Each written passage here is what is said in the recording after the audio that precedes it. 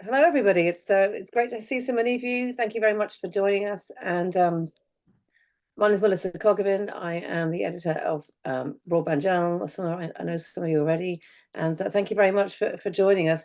As you know, we introduced webinars during lockdown, and they've proved really popular. And we're back here with Technetix for the third time. We must be doing something right for them to take the plunge with us again. So thank you very much again to Technetix. Today's webinar is entitled Reduce Your Network Power Costs by 25 to 30%, hosted by Jan Arison, Chief Technology Officer at Technetix. He recently celebrated 40 years in the industry, which is a fantastic achievement, but it's also a testament to the passion that so many of you feel about this industry as it's evolved over the years. So just a couple of messages on the housekeeping side of it. Jan will be doing all the talking today, and we're all listening, obviously, but we'd really encourage questions as we go along. So if in the Q&A function at the bottom of the screen here, if you want to add your question there, and we'll read those out at the end. The whole event should take about 45 minutes plus the Q&A at the end. And if you have any particular questions you want to raise during the session, do raise your hand and I can address that. I think that's all from me. And I was going to suggest, I was going to go into a lengthy bio about Jan's significant achievements, but I don't think that's necessary. You all know Jan, so he's better placed than I am to explain what we're discussing today. So I'm going to hand over to Jan Arison, and thank you very much. Enjoy. Thanks, Melissa. Did you switch the video? Yep.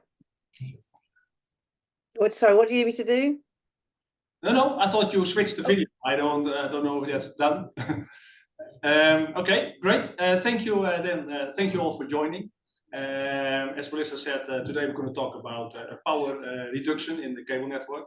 We know we are building the cable networks for many years. As Melissa, you said, I'm here now for 40 years. See a lot of changes over time. Maybe you just had a few TV channels and some radio, and then at a certain time in the 90s, end of the 80s, we went into bi-directional with special filters and so on. And from that moment on, we keep on doing more and more over the COAX. The way how we power the network is still roughly the same as what we did a long time ago. We still have the power supply to feed all the active components via the COAX cable. And that's something that we would like to discuss today, if we do this the right way. And are there alternative ways to do this better or with reduced power? So, okay, let's go to the presentation.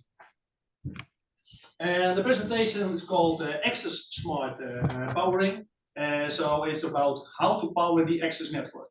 What I want to discuss today in the presentation is to set some goals. I want to see, okay, what can we do to save energy? Another part is what can we do to lower power consumption, be more green, get closer to your net zero goals. Everybody has their goals, it's 2035 or another number. They said, oh, we want to be net zero around that time. Still, a lot of power is used in the cable network, and by reducing the power is a big step to meet that goal. And of course, at the end, this will lower the OPEX. Everybody knows that power prices only goes up, and reducing power consumption in the network at the end will reduce your power bill. And what we want to do is we do this only by changing one product. We want to change one product per service group. So the power supply of the node, that's the part that we are going to address of all your service group. And with changing that part, we want to reduce the power. And the agenda of the presentation is that we want to first give some background information about powering. We want to do the current approach. So how do we do it at the moment? What are the alternatives way of doing it? What are the results of that testing? We also did some testing in the field about what is the impact of the battery backup. This also helps there. And then also some pros and cons about this concept. So let's first see the power. So if you see this is done by the Energy 2020 group in the US. And they did some research, where is the power of the MSO used? And as you can see, roughly half the power bill is used in the outside plant. Of course, you have data centers, you have buildings, you have a lot of other parts in it. But the main part of the power consumption, the biggest part of your power bill, is still the outside plant. And that's switched on 24/7. So this is something that is a big contributor to your power bill. And that's something that we want to address today. How does it work? When you have a network, so a simplified network, we have a few amplifiers like this. Then normally we have a transformer. Inside the transformer, one side we have the mains, and the other side we have a lower voltage, and that voltage goes on the coax, and that will go over the coax through all the active components to feed those components. So the coax is there not only to distribute RF channels up and downstream, but also to do the power part. That's all going via that same cable. And how that is done inside the amplifier is quite unique, I want to address. And also the way how we put the power onto it. The way how it's done mostly, it's not always, but mostly is done by a ferroresonant transformer, a constant voltage transformer. But the way how that is done is you have your normal transformer, and then you have extra winding there to saturate the transformer, that the voltage will not go above a certain. Therefore, you can see instead of having a sine wave, we are topping off because at that moment the iron pack gets saturated and will not go any higher than that. There are two ways of doing it. We have single conversion and we have double conversion. They both have their pros and cons. The single conversion efficiency is about 92 to 94%. Yeah? And the power factor is somewhere between 85 and 0.9. So that's roughly 0.85 and 0.9. That is single conversion. Mostly double conversion is used, and that's also because it has a better entrance for the better backup battery powering. So double conversion is mostly used, and that means that you have twice this step, and therefore you can see that the efficiency is lower. That's between 69 and 83%, and that depends a lot on the loading.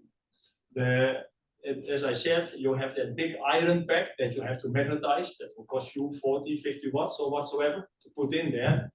And if your network is only 200 watts, then you can imagine your efficiency is very bad because you lose already 50 watts here to deliver 200 watts in the network. If your network is 500 watt, the contribution of that 50 watt, of course, is lower compared to the whole network. So efficiency depends on the load. And it's somewhere between 69 and 83%. But your power factor is better. It's about 0.92 or 0.94. That's what you have with double conversion, and mostly double conversion ferroresonant transformers are used in the network. What do we do with this voltage? This voltage goes onto the network and therefore has a power factor. Because you have your voltage going on there, and that voltage will go into a resistance load, and they call that the real power. So the real power that you put on the network is the voltage times the real current. Then you can see here, that is the real power, is the voltage that you have times the real current. That is the real power that we have on the coax network, or a network. Unfortunately, it's not just resistance. It can be inductive or capacitive, and therefore you also have some reactive power in those parts. And the combination of those two is the apparent power. And the apparent power is the power that we really transport over the coax. As you can see here, I try to put this in a line so that the real power is the voltage times the resistance loading. The reactive power, the Q, is the voltage times the capacitor or inductive power. And then you have the apparent power, S, this one here, is the vector magnitude of those two. And that is in fact then the voltage times the current that you have. So you see that we always have the same voltage, but the current differs. The power factor is in fact the relation between the real power and the apparent power. So why is this important?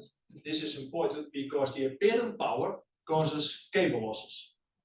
I try to explain this here. And a power factor of 1 means that there is no reactive power and the apparent power is exactly the same as your real power. But if your power factor is lower than 1, 0.8 or whatsoever, that means that your apparent power also contributes to your losses. It's not something that you have in the amplifier, because the amplifier is using that real power. That's not the problem. The problem is that the power that we transmit over the coax network is higher. And that is related to that apparent power. And because the power that we transmit over the coax cable is higher, the current will be higher, and the current causes losses. Current is higher, the voltage drop will be more, and therefore the voltage is lower, and therefore the current goes up even more. So you can see that the power factor has a relation to the losses in the coax. Not so much with the amplifiers itself, it has a relation that when the power factor is worse, we're going to lose more power on the coax. So I also try to explain that here, that the power draw from the network goes up. That is when the apparent power goes up, then the current goes up, and it means a higher power loss. And that's important. It's important for if you look to the network. That's why sometimes people say, oh, we go for power factor corrected amplifiers. Because if the power factor corrected amplifiers, that will help us to bring the apparent power closer to the real power, and therefore the losses that we have on the coax will be lower. And that's true. The closer you get this to the real power, the lower the losses will be on your network. This is about the power factor. So this is some theory about ferroresonant transformers and about power factor. And this is all important because at the end we want to see, okay, what can we do to save power? If I look to the amplifiers or every active device roughly works the same. Especially nowadays, if you look to the last 20 years, everybody has called the switch mode power supply. Switch mode power supply is very power efficient, and that will help you with the power draw that you get out of the network. In the past, we had linear transformers, and then you had a much worse efficiency than we have nowadays with switch mode power supplies. So I don't think that linear still exists. So how does that work with the switch mode power supply?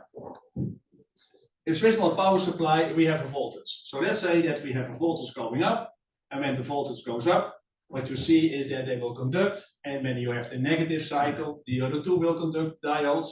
So the output will be that we have twice a positive half sinus. So although the input sine wave, so although the input voltage is like this, and then the output voltage out of this circuit will be that you have two positive sine waves. That's the first step. Then we're going to put a capacitor here and the power supply. So what happens now? Same idea. Let's say that the voltage goes up. So what you see here is that there was still a voltage here. So that voltage is that black line here. On a certain moment, the voltage on the input is higher than the voltage we have here. On that moment, those two diodes will conduct, and then you see that the voltage goes up again. Because then the voltage here is loaded by the voltage here. So there will be energy going in this direction, and that will load this capacitor, and therefore you see it goes up again. If I get my second half here, then you see that nothing is conducting because the voltage on this side is lower than the voltage I have on this side. Therefore, all those diodes stop conducting, and you see that the voltage roughly stays the same. It goes down a little bit because we are drawing power out of these capacitors to feed the amplifier. Therefore, you see that the voltage will go down a little. Although the input voltage is like this, the output voltage on this capacitor, you see, is slowly dropping. The higher of the current we draw out of it, the more rapidly this will be discharging. And then we get the second half, goes the same. And those two will start to conduct on the moment that this input voltage is higher than the voltage we have here. And then you see that the other two starts conducting, and you can see it goes up again. So this is the way the voltage that we have here inside the active device. The voltage is rectified by this rectifier bridge and is stabilized with this capacitor. And it's only discharging is due to the current that the amplifier will take out of it. Why is this important? This is important if we start looking to the current. If I now do the same, and now we're going to add the current to it. So in the beginning, the current is zero. It's zero because on this part here, the first part, nothing is conducting. So I have no current floating in here. till I hit the moment that those two start to conduct, because the input voltage is higher than this here. On that moment, I have to charge my battery here. And therefore, you see that the current suddenly goes up, because that is the loading current of this capacitor. Then, when this drops again, nothing is conducting, so all my current is zero. There's no current floating. Then I get my second half, and then the same. On a certain moment, the voltage is higher. Then they start to conduct to feed this capacitor again. And again, I have this huge current. This continues like this. So you see that although the input voltage is a sine wave, the input current, the current that we have in the network, is a peak. There are two peaks, a positive and a negative peak instead of a sine wave. And that is important if I look to the networks, because this is not just one device. There will be multiple devices like this in the network. But this is what happens inside the switch mode power supply, that you're going to get those two peaks. So if I now look to a network like this, and we just have our voltage like this, or we just saw that we have the sine wave voltage on the network, you will see if I look to this amplifier here, the current are two peaks, a positive and a negative peak. That's what I have here. But it's not only this amplifier, it's also all the other amplifiers are doing this. And if I look now to this amplifier will have the same peak. But this cable here is this amplifier plus this amplifier. So the peak is even higher, because it is this peak plus this peak. And therefore the current that I have in this line is even higher. Same as here, same as here. So if I now look to those two cables here, they have to do the peak of this one and the peak of all these other amplifiers. And therefore you see that the peaks even get higher here. Of course here it's the highest. So you see that although the voltage is a sine wave, the current is just a large positive and negative peak. The results of this is, why is this important? Is because if you look to a coax cable is like a resistor. So low resistor, probably about 4 ohms loop resistor per kilometer or something like that. So it is not that it is a huge, but it's a resistor. And according to Ohm's law, we all learned that part, is the power is I square R. So the I square times the R. The R is constant, but the I are 2 times a peak. So the power loss that we have in this coax is a lot if the peak is higher. The higher the current, the higher the loss. And that's important if you look to a network like this. Because at the end, we don't want to lose that power. We want to give the power to all these devices, but we don't want to burn power in the coax. And we want to make that as low as possible. But unfortunately, we cannot change the coax, so the coax will have a resistance. So the only thing we can address is the current. And if you now look to the power that this transformer has to deliver, and then in fact the power that we have to put in here to deliver the power, to deliver it all to the network, is the power that I have here is the power of all those amplifiers, plus the power of all the cables that I lose. I lose a lot of power in all the cables. And so I add those two up, and then I divide it by the efficiency of this transformer. That will be, at the end, is the power that I have to draw from the network. If I do the same on an alternative way, and one of the things that we looked into is that, okay, what if we feed the same network, but then we want to change the current? That's what our drive was, our first drive. So we said, what if it will go to DC powering? Same amplifier, same stuff, but now we have a constant voltage. So here we have a constant voltage. And also we have a constant current. The 2 purple lines.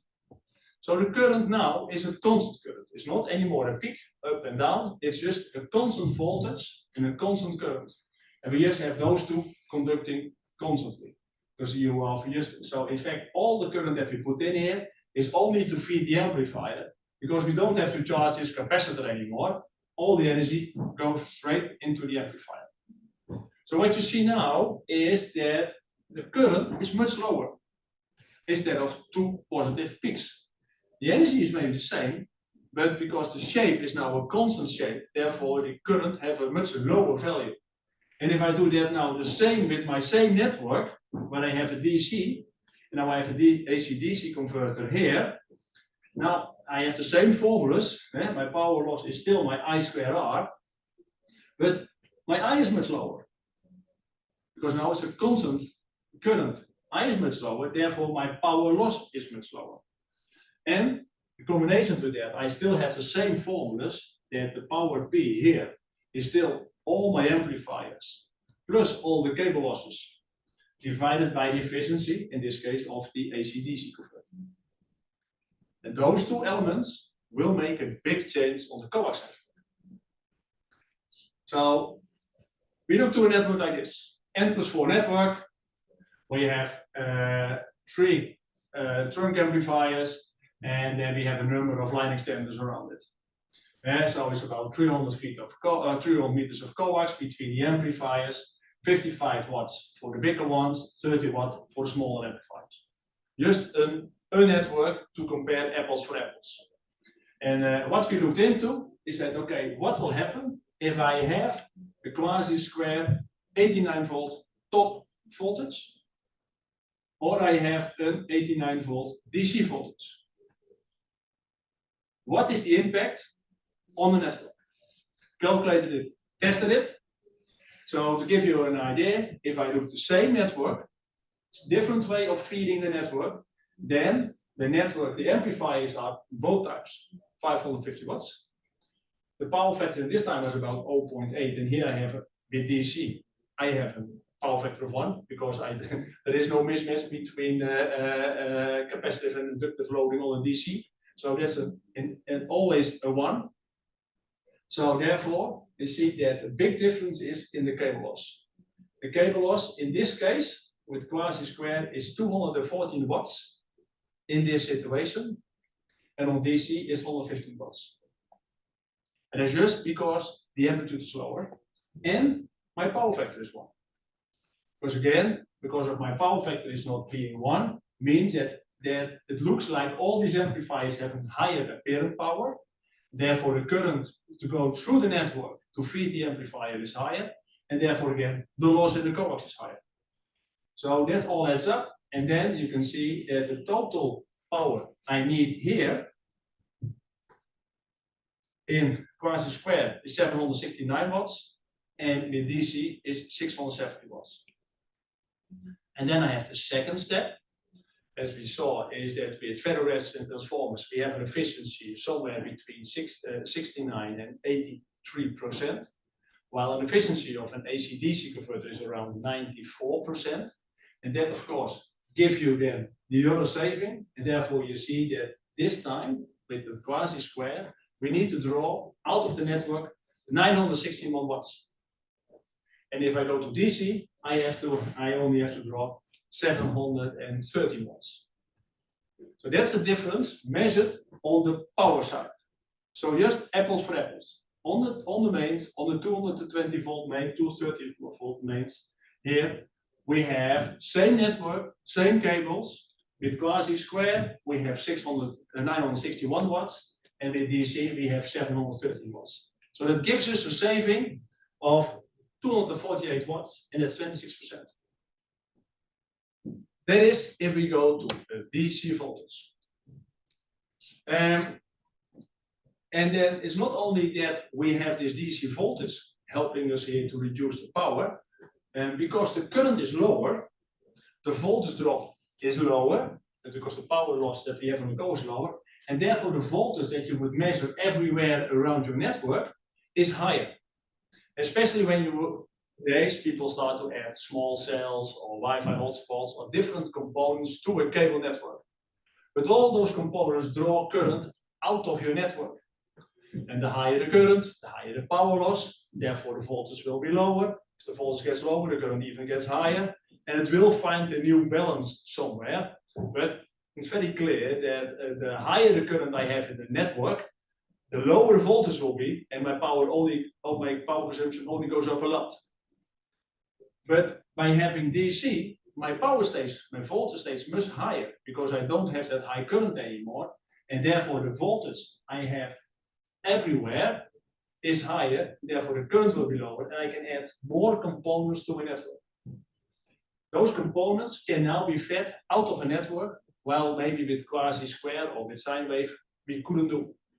Just because the current is lower, we can go deeper in the network and we have more power to give. Still, of course, to add components to it will raise this number, for sure, because they draw power from it, so it will raise the number. But in this case, it was not even possible, while here it is. And that's a big difference, that small cells or Wi-Fi hotspots in the network with DC powering can work instead of adding additional power sockets. We see operators nowadays adding more and more power points in the network to be able to feed additional components. And maybe if you go to DC, you don't have to do that because you have more power to give. It's not only that we have this part, it's also a side step. What do we have if we have power, if we have battery backup? Same networks. I have here, as we just saw, we have 670 watts if you go to DC. We have 769 watts if we go to AC. And then here we have to put in 961 watts, and here we have to put in 713 watts. So if we just put a battery backup system, let's say 36 volts, 100 amps hour, and that's the battery that is mostly used as a backup system. So in this case, I go from a DC to DC converter to make it, again, the voltage I need, while here I need to put in a DC to AC converter. So the efficiency of a DC-AC converter is worse than the efficiency of a DC-DC converter. So here you talk about efficiency up to 96%, while here maybe you talk about efficiency of 90%. High numbers, but not equal. This one is better. And your current is lower. And therefore what you see is that the power I have to draw out of my battery, in this case, is 698 watts. And in this case, is 854 watts to do it this way. And that is 0.9 versus 0.96 efficiency. So the uptime of this battery here is about 4.1 hours, while here I have 3.3 hours. So I almost have same network, same cables, same battery, everything stays the same, but I have almost 1 hour more uptime of my battery compared to from AC to DC. That's because, again, because the current is lower and I don't lose all the energy in my coax. This is an example what you can do with the batteries, and that's important because nowadays batteries have changed. In the past we all had the lead acid, where we had the batteries like this. Nowadays we have a lot of lithium ferron phosphate batteries, and they have a much more constant energy than you have on the lead acid batteries. But what you also have is this part. This makes it very critical. Lead acid batteries are very sensitive of discharging. The further you discharge, the shorter the lifetime of the battery is. So you can see this, the cycle capacity is highly depending on the depth of the discharge. That's what you have with lead acid batteries. And your operators therefore typically say, okay, if it gets below this here, I just stop. I just cut the frequency here, the loading here. Well, you don't have that problem with lithium ferro phosphate. So this gives you an idea. If you go to the depth of the batteries, when you go to 100%, maybe you have 30 cycles or 300 cycles to repower it. While if you go to 30% discharge, it will be about 1,000. So the further you discharge it, the quicker the battery will die, will stop working. But you don't have that problem with lithium ferro phosphate. And now in this case, you can use thousands of time and even go all the way down to 100%. So I know this is a side step, but it's important that you can see, especially when you have lead acid batteries, discharging is very critical. And in my previous slide, I showed that because the current is lower, the efficiency of the DC-DC versus the DC-AC converter is better. Therefore, the uptime of the battery is longer. Therefore, you don't have to discharge your batteries that far. Therefore, your lifetime of your battery helps you. So it all comes towards you in a favorite way by reducing the current in the network. Sidestep in the batteries part. So far, the good news. Every good news also needs some bad news. So okay, we have pros and cons. So the pros of DC powering. The pros is, as we saw, we have a low power consumption. We have less stress in the network because we saw that we have these peaks. And normally when you have 50 Hertz, you have 100 peaks per second, current peaks in your network. When you have DC, you have a constant flow. And therefore you have less stress in your network. And therefore at the end, you have better MTBF. You have a power factor of 1. You don't have to worry about power factor of your amplifiers and stuff like that, because in DC, you don't have that problem. You have a longer uptime of the battery, as you can see, 4 hours versus 3 hours. And therefore also the lifetime of the battery is much better. Those are all the pro sides. Now the con. If I look to the con, DC powering. DC powering causes corrosion. I'll explain this later in a few slides. And that's an important part. One of the reasons why DC powering has never been used before is because corrosion in the network, nobody wants that. And the other part is, what do we do with surge in the network? So it's not surge to the transformer, but surge in the network. I want to explain both of those parts.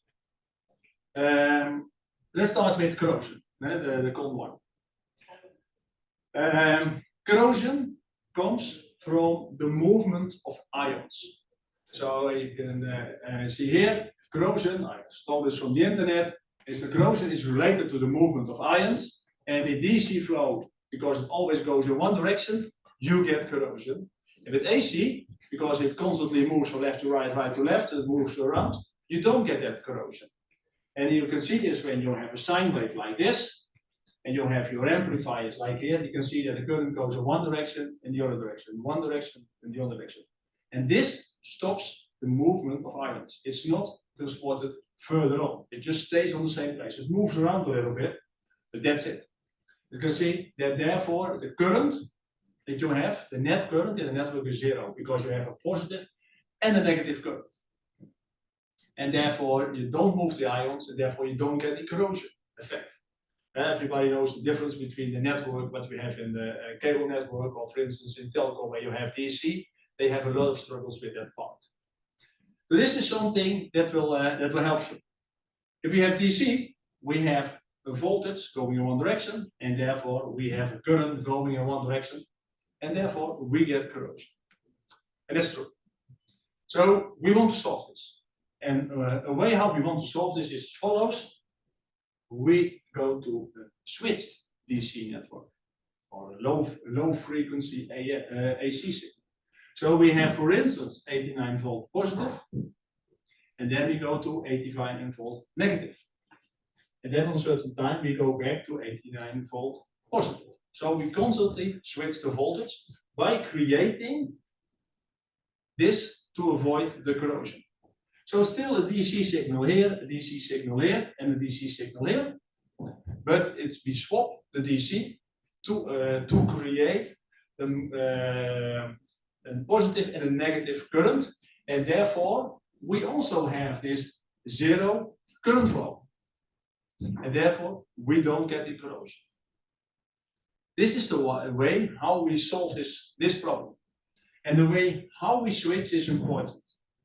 Because we don't want to, yes, okay, 89 volt, click, minus 89 volt. Because then you get a lot of harmonics in your network, and nobody wants that. So the way how we want to switch in this part is in fact the same way how we switch also with an AC network. So when you have normally half a sine wave here, we also have half the sine wave here. So we have exactly the way how we switch from positive to negative, from negative to positive, the same as what we had before when we had the sine wave. And this will prevent all the harmonics, etc. in the network. So this solves two problems. And this solves the problem that we don't get the corrosion, and also now doesn't create the problem, let's solve that way, doesn't create the problem of harmonics. By switching positive, negative, we avoid this. So, but then it becomes important, how often do we have to switch?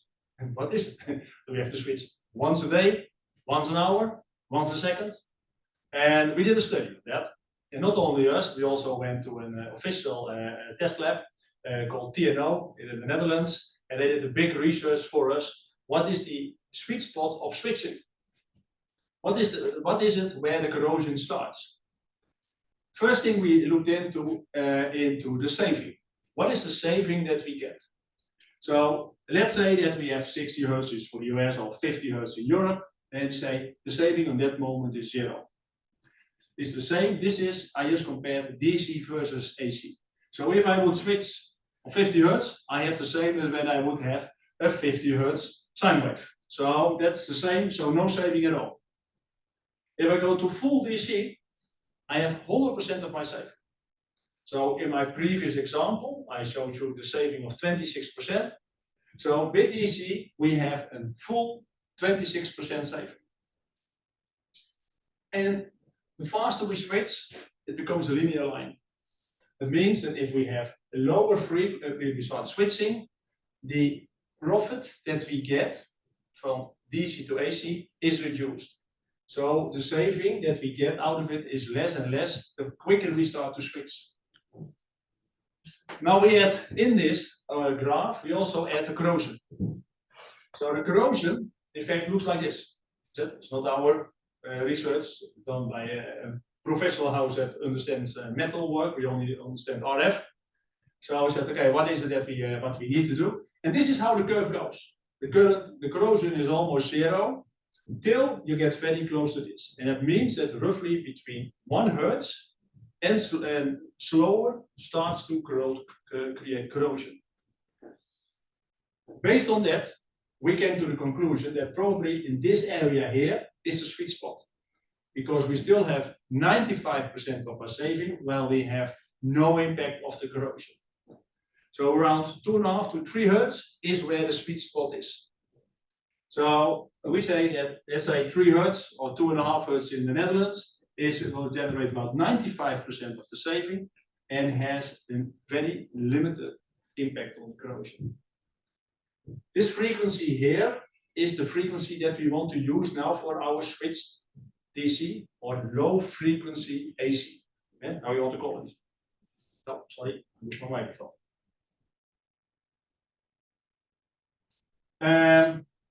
So this is the frequency spot that we want to use for our switch. So that was column number 1. Then we have column number 2. What do we do with surge? We got this question from an operator, and we thought it was a very good question. And I tried to put it in an email what the problem is, the presentation. So let's say we get surge on the COAX, not direct hit, but we pick up the surge. That voltage will travel over the COAX and go into your amplifier. And that will damage your upstream and downstream amplifiers. It's very simple, it's a high voltage, it stops doing. And it doesn't matter if it comes from the input or the same way, if it comes from the output, it comes into your amplifier and it will simply destroy your amplifier. This is a problem that we have, and to avoid this problem, we start to add protectors for this. And we call that gas tubes, seductors, surge arresters, same idea. It's components that we connect to the input and to the output, to every connector that we have in the amplifier, and that has to protect the amplifier. And the way how that works, if we have a surge like this, and that surge will come into the amplifier, the protector will close, and therefore the surge will go to ground and disappear, and will not damage your amplifier. Every amplifier is built this way. Now we get a problem because this is now closed. And the only way this will release if I have a 0 crossing in my voltage. So when we get a 0 crossing, this will release again. But with DC or switch DC or low frequency AC, it can take a long time before we have that zero crossing. And therefore, we have a long time that this amplifier is out of use because the input is just short circuit. That is something that we have to address. We cannot wait till the next zero crossing comes. Because if you are unlucky, it can take over 100 milliseconds, and nobody wants that. So the way how we want to do this is, I try to picture this in this page here. So here we have our AC-DC converter. And from the AC-DC converter, we go to, we call that a polarity switch, an H-bridge. So it is something that creates a positive and a negative signal on the coax. The voltage on the coax. So when it is positive, and this one will conduct to this one, whether this is the negative side and this is the positive side. And when you turn it around, then this one will conduct, this one will conduct, and then it turns around. Then we have a positive or a negative voltage. This is something that's H-bridge, and that H-bridge then delivers the power and it comes to this amplifier, as we just saw.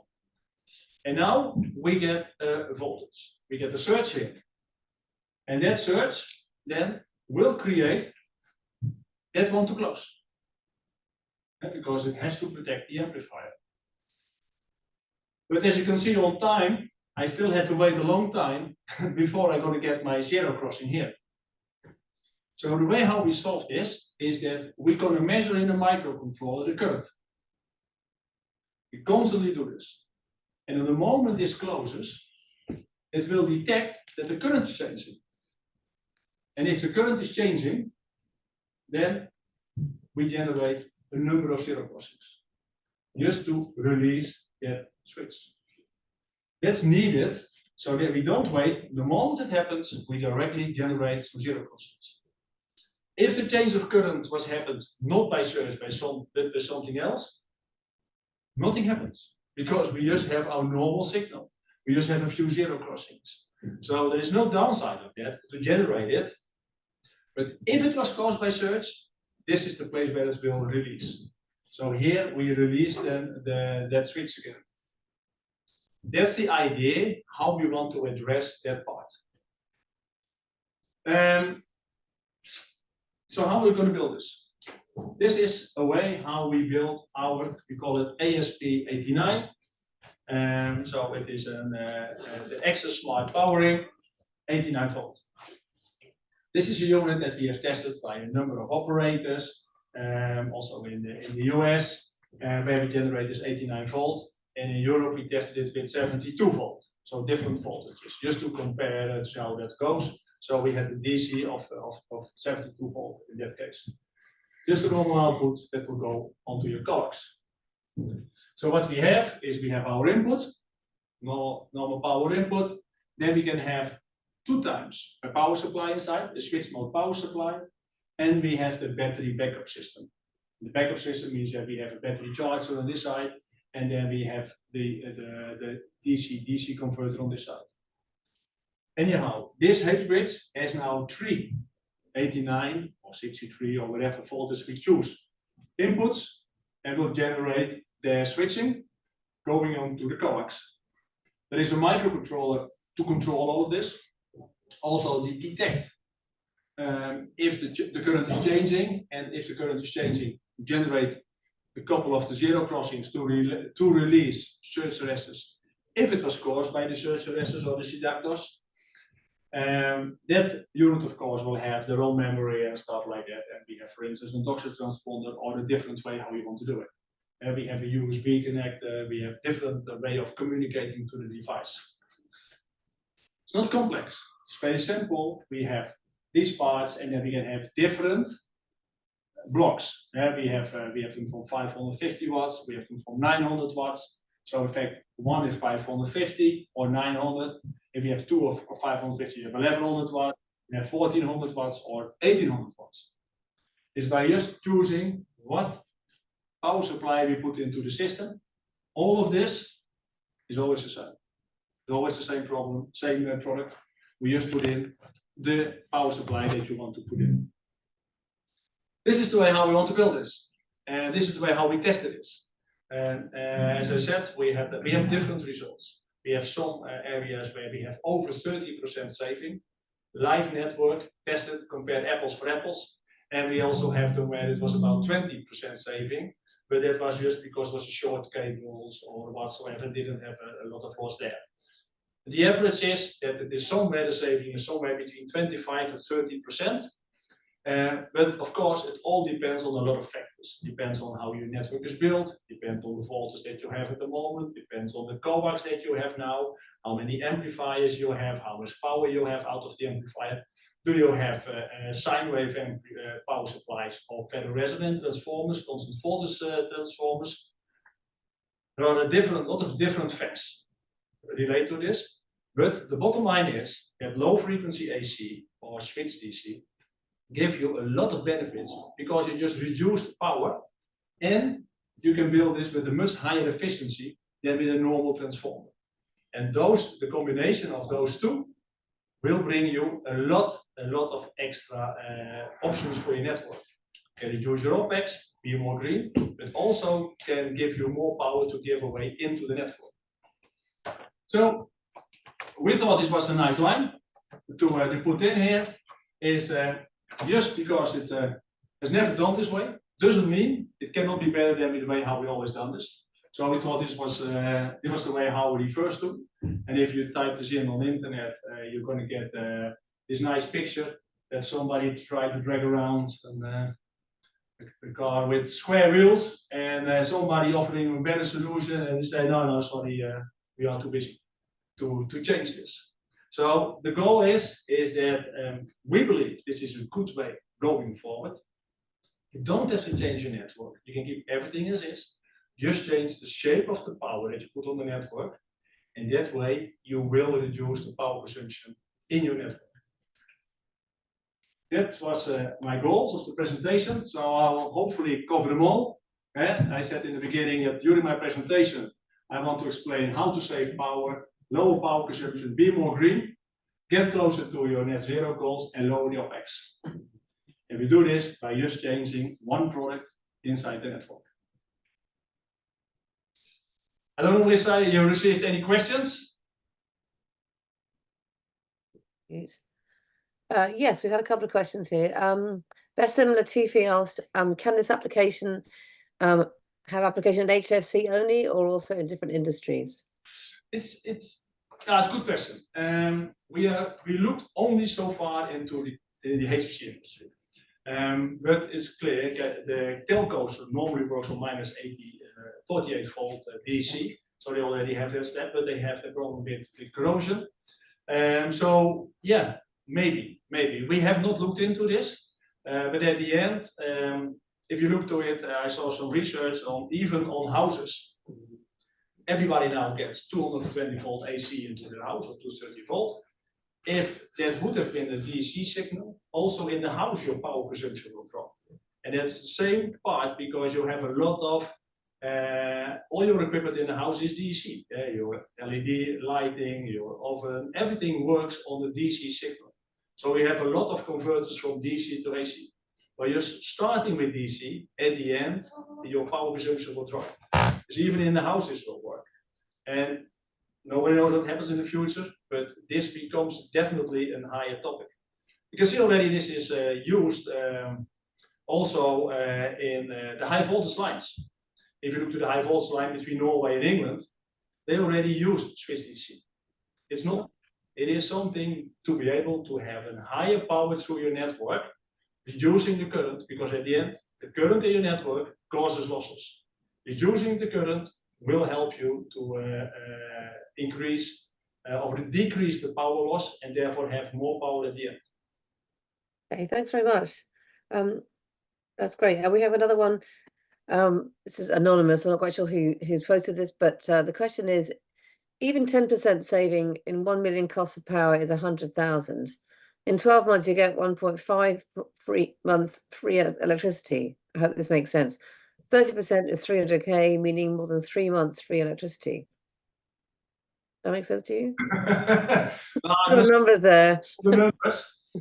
Yeah, there is definitely a return on investment on this part. And I don't know the numbers that you just mentioned, but it is true. I see big operators, they have power bills of tens of millions of euros. Yes, 25% is a lot of money. But of course, you have to replace a transformer. That's also an investment. So we had different calculations, and we love to work with operators. We have some of them where the return on investment was less than 6 months. And we have some of them where the return on investment was 4 years. Right. It's somewhere between those. Okay. The reason why it was 6 months is very clear. They started to add a lot of extra components in the network. Because of that, they have to start installing a lot of extra power points there, the transformers, to feed all those additional components. And they didn't have to do that with this way of feeding the network. And now they didn't have to add all those extra power points, and adding a power point is very expensive.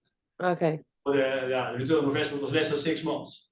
But I would say, let's say that if you just have apples for apples, ferro resonance versus that low frequency AC, the return on investment will somewhere be around 3 years, 4 years, somewhere in that area.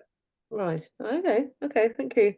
Another one, Sam Kohler has asked, have you done a total cost of ownership for the solution with ASP89 for any customers yet? No, it's a good question from Sam. Always have good questions. So no, we don't. We only look to the return on investment in this part. We still want to work with operators more and more about this. What would they do? Because now we are focusing to the power bill. But we don't look at how much would this increase the lifetime of amplifiers? How much would this help in different areas as well? Because we are lowering the stress in the network, MTBF will be better. So there are a number of extra parts in there that are at the moment just difficult to quantify really what the total cost of ownership will be of this solution versus the traditional way. So at the moment we're only focusing on power reduction. That's the only part, and that already gives you a good return on investment. And all the other parts will just help on top of it. Okay, that's clear. Thank you. And I'll have one from Jürgen Brenner. Why 72V were chosen for Europe? And he said in brackets, actually 66, 65V are used. Yeah, true. There is a low voltage directive. That's how it is called. And the low voltage directive says that the maximum top voltage that you can have on an AC signal is 65 volts. Right. That's what they use. It also says that the DC voltage that we can put on the network is around 85 volts or 80 volts. I don't know really the number. So the DC voltage that you can put on the network is higher than the AC voltage that you can put on the network. And it all relates to how dangerous it is for humans. To be the low voltage directive is a safety standard. And the DC voltage can be higher than the 50 hertz AC voltage. So we started with 72. Also because it was very simple, it was a multiple of 24, so we could have a multiple of 24 volt power supplies where we started this project. But we're open for whatever the customer wants it to be. There's changes in the safety standards happening at the moment. The NEN is discussed again, the low voltage directive is looked at, can we do things different? So in our calculation here, we thought, okay, let's just keep it simple. We just go for apples. It's a 89 volt top ferro resonance versus a 98 DC. I think in Europe it's different because the DC voltage can be higher than the top voltage. So it even helps more. Right. Okay. Thank you. Gerald Nickel has a question. Any long-term experiences on the effects of switch DC on the amplifier's power supplies? Can they handle these low frequencies? Yeah, they can. Good question. Every amplifier nowadays, every modern amplifier, let's call it that way, nowadays have a switch mode power supply. Switch mode power supplies works all the way up from DC all the way up to probably 100 hertz or something like that. So it can be all different frequencies in there because at the end we're going to have the rectifier on the input and we're going to have the capacitor after that. So going to DC will work perfectly. In fact, in the lab we even use DC to power the amplifiers for test. So DC works perfect and also AC. And the frequency, as long as it's not too high, will be no problem at all. Okay. So So yeah, it's a good question. We got a question before, said, oh, do we have to change something on the amplifiers? And the answer is no. Every modern amplifier will do this job. That's good to know. Okay. Diego Royo said, Gerald Nichols, a good question that will explain why just one product changed the network. Sorry, Diego's just making a comment that it's not a question, sorry. I have someone anonymous here saying, what kind of safety mechanisms did you implement with that product? There's quite a few here, so that's the first of many. Yeah. It's probably also the part that we need to address very carefully. Safety, of course, we have the switch mode power supplies are safe, which used everywhere in the world, all over the place. But it's very clear if you have a ferro-resonant transformer, is this block of iron, and if you hit this with 6 kV voltage, it will not even blink. There's a lot of energy that you can put in that unit before something goes wrong. Switch mode power supplies are sophisticated, fast switching devices. And the protection that we have to build around here has to be absolutely perfect. Because the last we want is that you hit it with the 1, 2, or the 6 kV voltage that will have an impact. So we put a lot of safety equipment around the device that on every connector you can hit with 6 kV to meet all the safety requirements that we have in all the specifications of the products to have a switch mode power supply the same way as what we have with the ferro-resonant transformer. Okay, thank you. The same person wants to know, what about DC stray currents in cable ducts owned by another operator? Sorry? So what about DC stray currents in cable ducts owned by another operator? Does that make sense? I'm not sure if I understand the question. Maybe it's well, and then it says, what about interferences with DC systems or stray currents being collected from private buildings, such as photovoltaic installations and roofs? Now, I'm not sure if I understand the question, but what I can tell about DC current, that you have DC. And we got also a question, so what if we power from 2 sides, for instance, and do we then have to sync one switching with the other switching and parts like that? Not sure if that was the question. In our case, that's not. At the end, if we feed the network from both sides, we always use a galvanic isolator that is needed, otherwise one transformer will hit the other transformer. And that galvanic isolator will stop this part, so therefore you don't have that issue where you have voltages from 2 sides. Okay. We did a study on it. Do we need to synchronize the parts? Do we need to build an extra PLL in there to be sure that one voltage will follow the other voltage? But that's not the case. So in our case, we just will have the galvanic isolator in the middle, and then you can have AC on one side and DC on the other side, because that will not harm each other. Okay, great, thank you.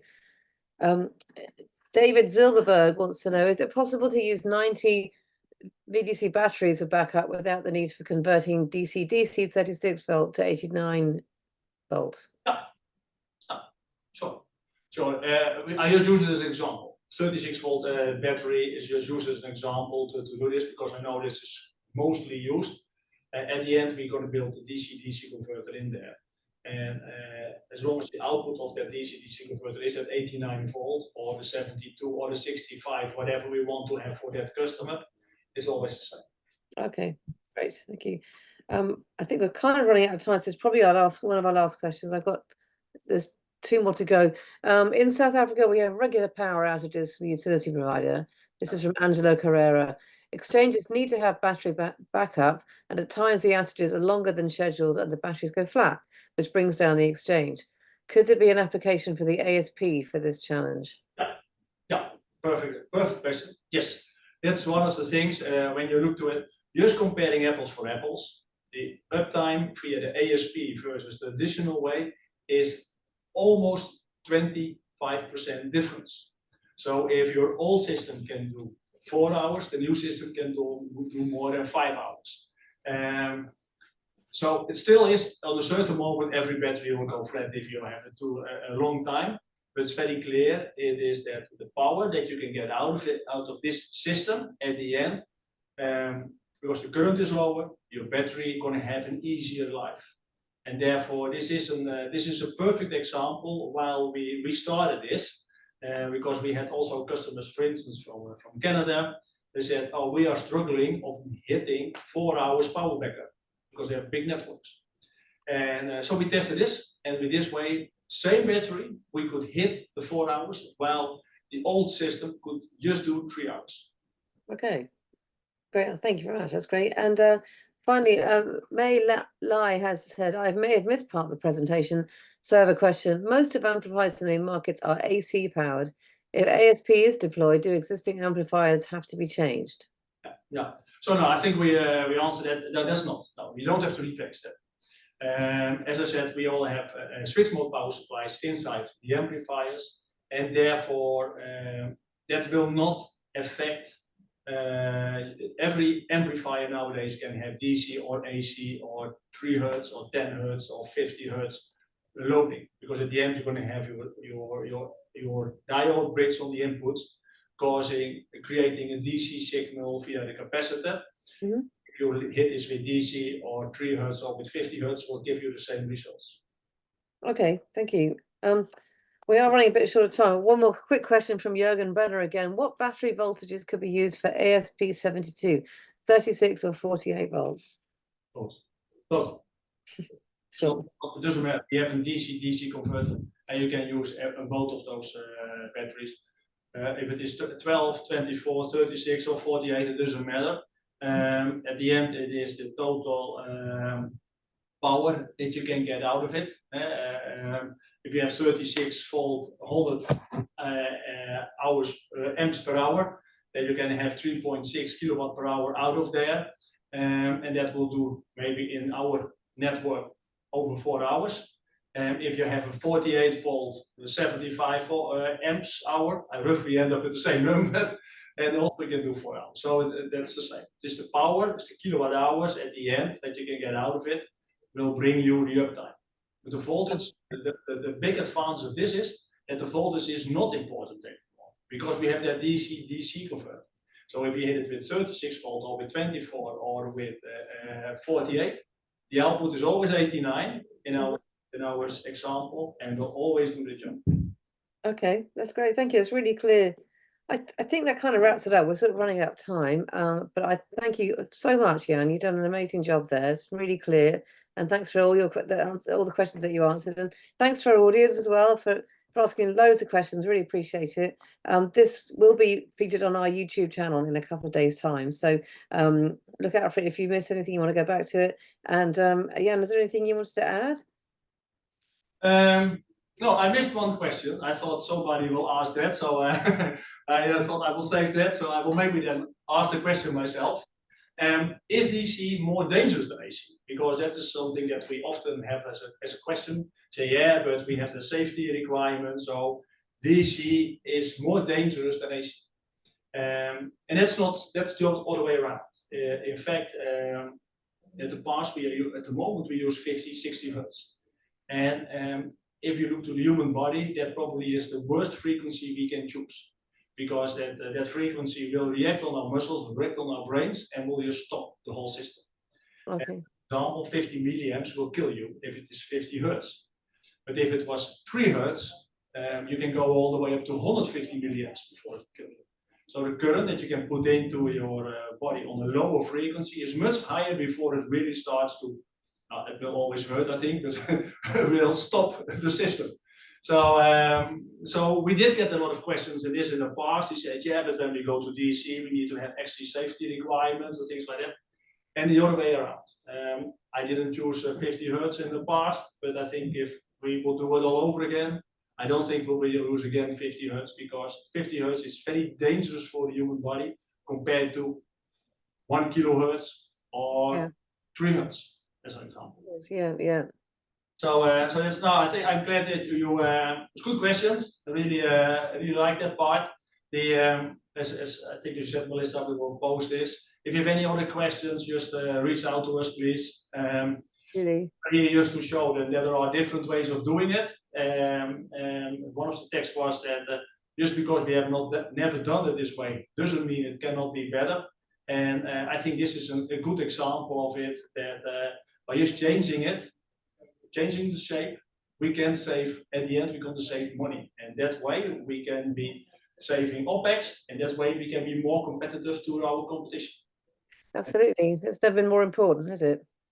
Yep, that's the goal. We all need to be in the business. So helping our customers helps us. Absolutely. Thank you. No, you're quite right. Well, thanks again, everybody. Really appreciate it. Have a very Merry Christmas, and we'll see you in the new year. Merry Christmas. Okay, thanks very much, everyone. Take care. Bye. Bye.